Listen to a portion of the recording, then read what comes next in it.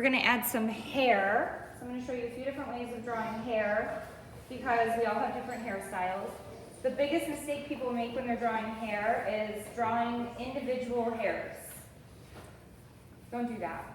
We're looking for the shape of the hair. So if you could imagine my hair was hard and I could lift it off my head like a Lego man.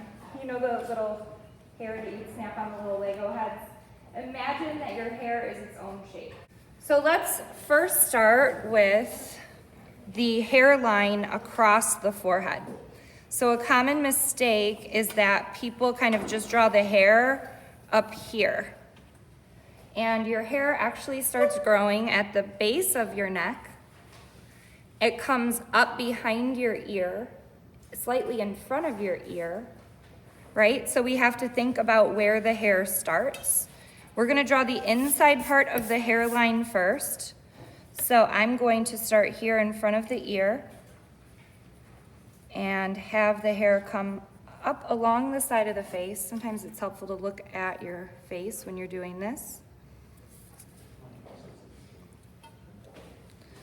So it comes up along the forehead. If I can see the hairline, like if the hair is pulled back, then it comes up like this, kind of dips down in the center, comes across the other side. So this would be kind of like the inside edge of the hairline.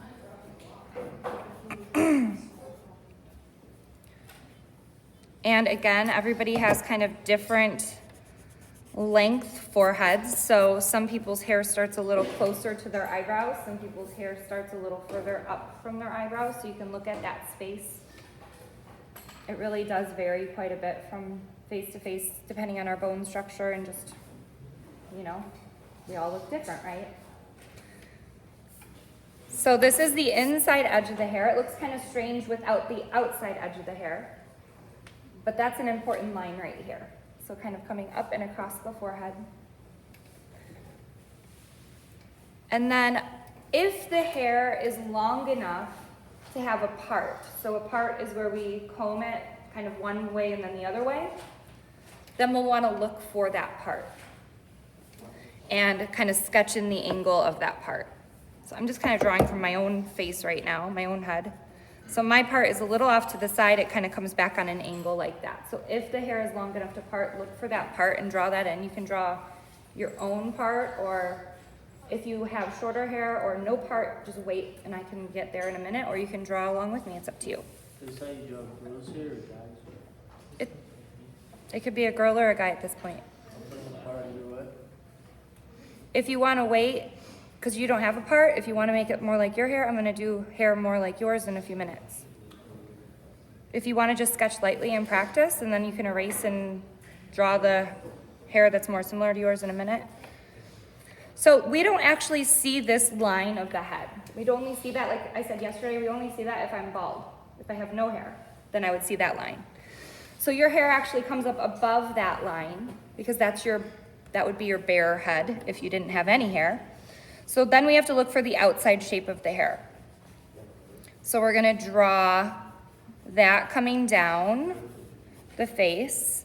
Now I'm gonna show you if it comes in front of the ear, what to do, and if it goes behind the ear, what to do. So we're gonna sketch it kind of coming down and thinking about that shape.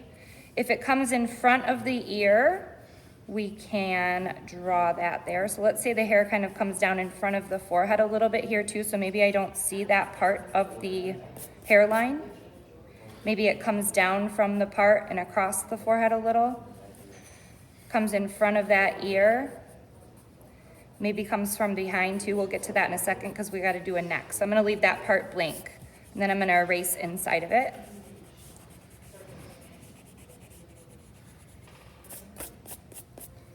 If we have it behind the ear, then we would draw a curved line going back and then coming from behind down here and draw the outline like that. So something like this, right? Maybe we have some hairs coming down. A lot of times we've got like these little hairs that are kind of starting to grow, or baby hairs, so we can draw those in, these little wispies. A lot of times we'll have those around the hairline as well. So you can look kind of for that on whoever you're drawing.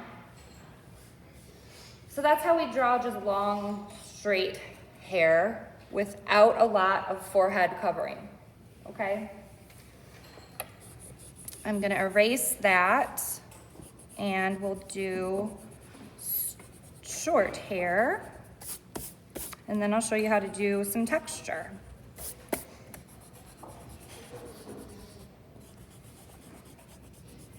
So I'm just erasing those lines. I'm gonna sketch in the head and the ear just a little bit so I got a reference point here. All right, short hair. So if we've got short hair, forehead showing, we'll do that next. So again, we look for the shape along the forehead. And I usually use kind of a sketchy line to draw that because the texture of the hair isn't a perfectly smooth line. So I kind of look for the texture of that person's hair and I use a line that's kind of helping describe the feel of the hair as well as the shape. So we can see the forehead, we see that hairline. Maybe it comes down in front of the ear a little bit or a lot, depending on the person and the hairstyle. And then let's see, who's got short hair with forehead showing? Anybody I can use as a reference? Maybe Tarek, we'll do Tarek. Okay, so you stay right there. Will you stay right there, Tarek, so I can draw you? Okay, I'm gonna draw the side of his hair coming up here. It's kind of smooth on the sides and it has a little texture at the top. He's got a little part right here where it kind of goes one way and then the other way in the back, I can see. He's got texture because his hair's a little curly, wavy, so we're gonna add that in with the kind of lines that we choose to draw with. And you've got a little bit of your forehead actually covered, so I'm going to have that come down onto your forehead. So I'm just looking for the edge of where your hair kind of falls, and I'm drawing in that line. And then I'm erasing the bald head line because we don't need that.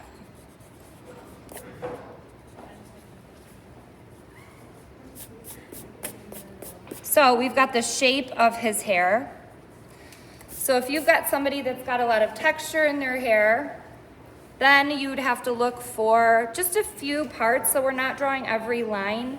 We're just looking for dark and light. So everybody look at Tarek's hair really quick. Tarek, be our model for a second. Do you see how his hair, because of the texture, especially in the light there, it creates dark and light areas? So we see kind of shadows and we see highlights of where it curls and moves. Thank you, very good, very good. So at this point, once we have the shape of the outline of the hair, we could look for a few of those places that have the shadow and we could add in a little bit of line just to describe the texture more. And you could do this with straight hair as well. Different kinds of lines though, right? So if we're adding some texture in, we'd look for kind of dark areas, light areas, and add in some of those textures and lines just to describe kind of how the hair is laying. But we don't want to draw every single line. So here is another one I have from, here, I'm gonna go back to this guy in a second. Where are you? Okay, so here is, I know some of you guys have a little bit longer hair. So this is like a person. It could be a boy or a girl with this hair, right? But you have a hairstyle that maybe is long enough where it parts and kind of lays on your head, but it's short and shows the ears. So this is kind of similar to some of you. Like Blake, this is similar to yours, but then you've got more that comes down, right? So you could add into that and kind of think about how it ends down here, kind of add on to that. And you don't have quite as much volume here. So I may have to make that kind of blend into, whoopsie, there goes my pencil. So that'd be like, that's like Blake's hair, right, on the left.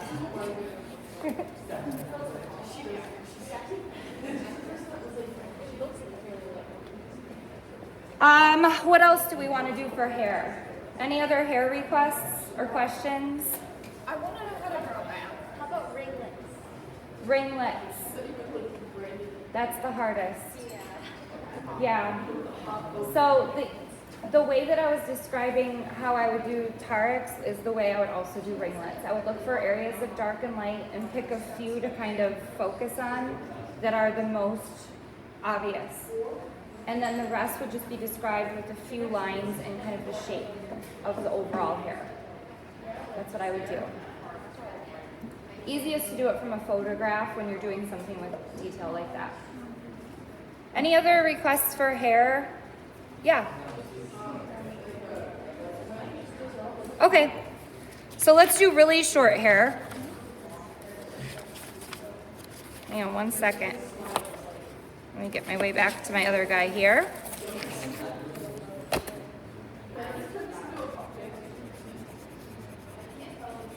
All right, we're gonna do really short hair and then we'll move on. We're gonna add a little bit of detail to the ears, a little bit more detail to the eyes.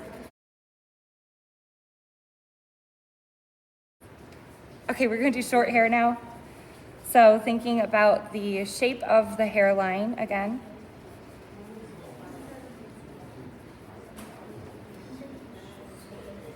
And then the shape of the hairline here would be a little bit closer if it's super short, right?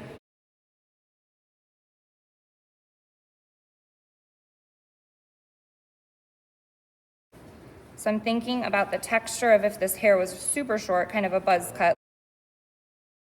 So I'm thinking about that texture of how it would look across the head. I'm just kind of using a little bit of a irregular zigzag line to draw that in.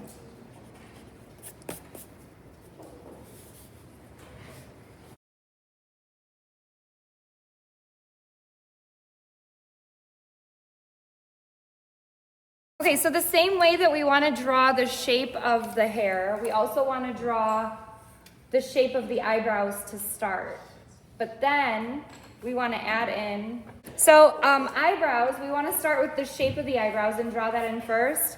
But then the eyebrows aren't solid. If you've ever really looked at your eyebrows have like an irregular edge to them unless they're like perfectly sculpted and painted on your face.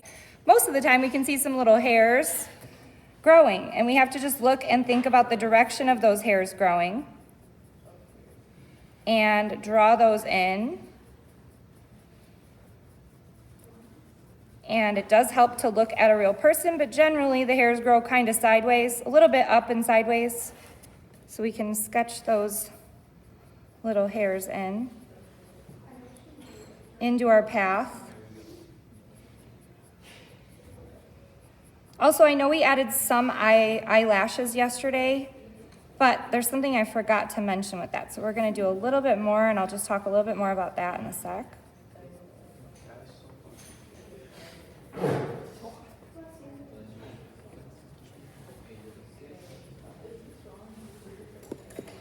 If you can still see a lot of your outline of your eyebrow, you might just wanna kind of tap your eraser around the edge because we don't want that outline to be dominating the shape after we get the hairs drawn in there.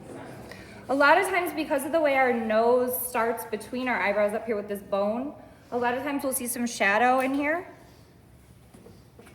Like next to that bridge, the nose, we can add some shadow in here, some shading.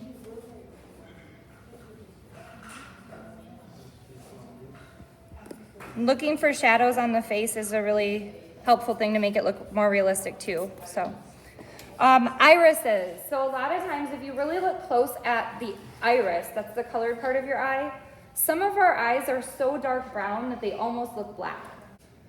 So if you're like that, then you'll want to add a lot of, or if you're drawing someone that has eyes like that, you'll want to add a lot of depth and shading to the iris. If you're drawing someone, and I'm talking like if we're drawing just with a pencil, no color, okay? So we'll want to really intensify that dark. If we're drawing someone with lighter eyes, generally with lighter eyes, there's a little bit of a ring around the edge of the iris that's kind of a little bit darker than the inside part of the iris. So if you have lighter eyes and you want to look at what I mean, look a little closer into your eyes. My eyes are kind of bluish greenish. It depends on kind of what I'm wearing. They change from day to day or in different light, I don't know. It's just weird. I can't ever decide if my eyes are blue or green, but I actually have a couple little brown specks in my eyes as well. So I have like a little bit of everything in my eyes when you look. And then the iris, the colored part of the eye, has little lines that go around in the path of like the rays of the sun. So they go outward. So when we're drawing those lines in the iris, if your eyes are light enough to see those lines, what I generally do is kind of sketch a few of them by turning my paper, make sure that my lines are kind of pointing out in the correct direction, because it gets a little weird if they're not. So I draw a few of those lines, kind of like a little sunshine in there, just to give myself the right path for those lines, and then I can go back and add some more in. And that just kind of keeps me going in the right direction with my pencil lines.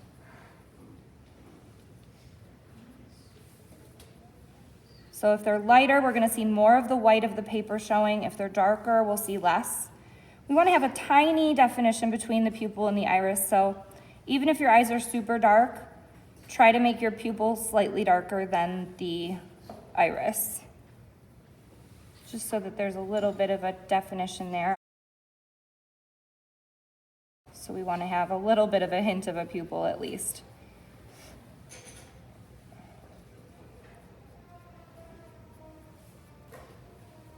We can draw those little lines in. If we want to keep that highlight, try to keep that white and open, or just take your eraser back to that area once you get there. All right, I've been smudging my drawing as I've been erasing here, so I'm just going to redefine the top eyelid here, going across.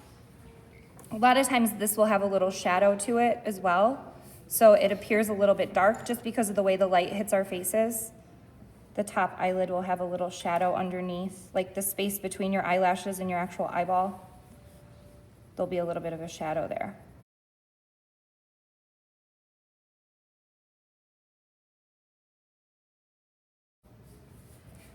And then eyelashes don't grow in one perfect row. They kind of grow a little bit like in a band. So if you've ever really looked close at your eyelashes, you'll notice that they're not in a perfect row. Do you guys know what I mean?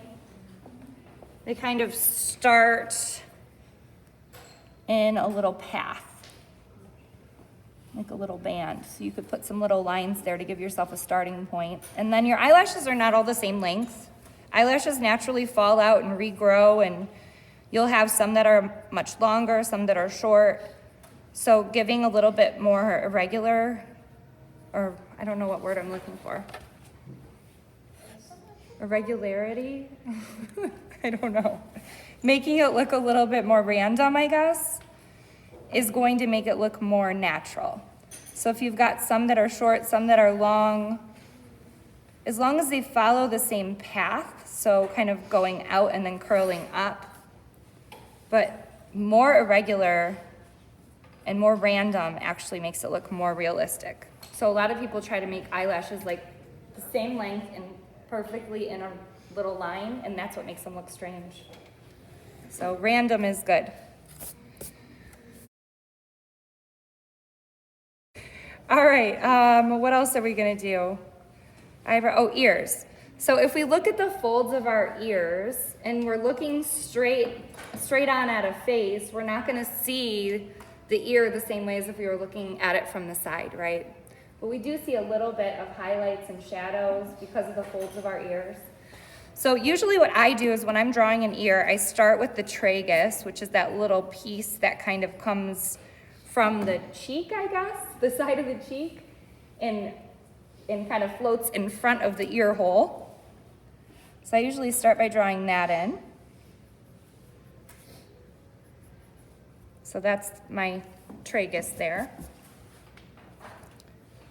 And then we all have a little curl over the top, right? We've got that little curl up here. Some of us have a little piercing there. We can draw that in. And because it curls over quite a bit, I usually put a little shadow in there as well. Kind of know what I'm looking at. And then there's that little piece of our ear underneath the curl that defines the ear hole. This is a very strange thing to draw and explain, but it comes up from this. So this is curled over. Then we've got that part that kind of comes up. So I do that, I don't draw the edge of it, I kind of draw it with a shadow because that part's up and this part is back. So I draw it with a shadow, if that makes sense. And then it comes down. I'm trying to remember how I do this here. It's always easier for me to draw from what I'm looking at. Something like this. Everybody's a little different, so it really does help to just look at who you're drawing, what you're drawing. And then I'm just gonna add a little bit of shadow here. Define the earlobe a bit. And then we have an earish, right?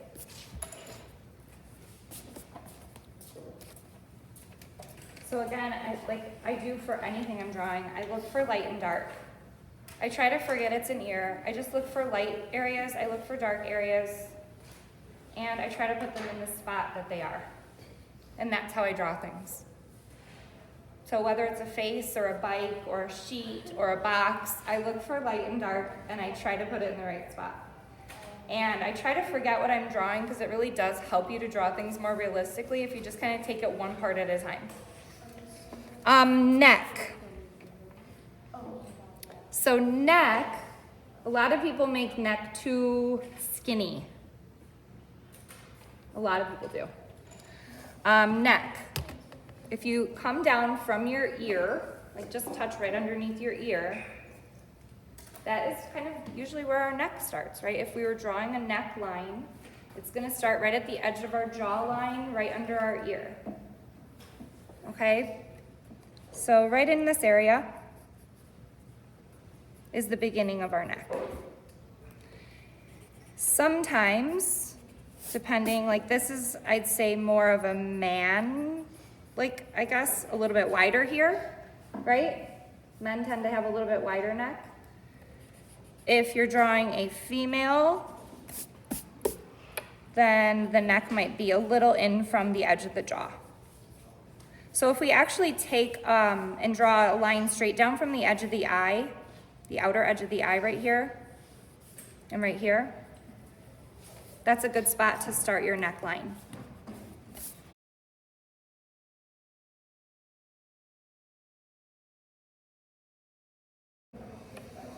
And the neck starts off kind of curving down and then it slopes into our shoulder, right? So if we feel this line from the edge of our neck, like under our ear, and coming down, it slopes into our shoulder, right here. Shoulders are about 2 heads wide or a head and a half wide, depending on who you're drawing. So that's another thing I see people doing a lot is drawing the shoulders too narrow. So we're gonna have the neck kind of slope in and right off the page because we really can't see much of it.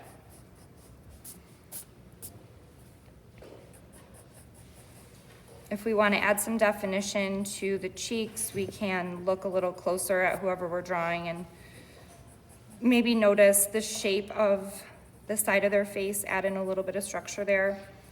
If they've got more prominent cheekbones, they might come in and then back out to the jawline. You might notice that the chin is more narrow or wider on the person you're drawing. I usually don't add any definition in the middle here for the nose unless there's a strong shadow on the face. Your nose in this area kind of blends into your cheeks. In the light that I'm sitting in right now, I do have a little bit of shadow along the nose here. So if I were to add it, I wouldn't add it with the line, I would add it with the shadow. And something like that. Just to give the idea that this part is more raised up. You can also, if somebody has a more uniquely shaped nose, you can actually imply that with the shadow as well. Like the shape of the actual I don't know what you call that part of the nose. I don't have a name for it.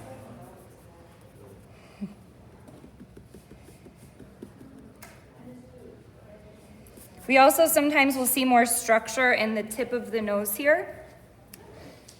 So you can add a little bit of shadow here to imply that this part is further out, this part is kind of underneath. You can add a little shadow. I've got some little shadows that happen on my nose like there. You can add a little bit of a shadow onto this part, and then that will help that tip of the nose stand out a bit more.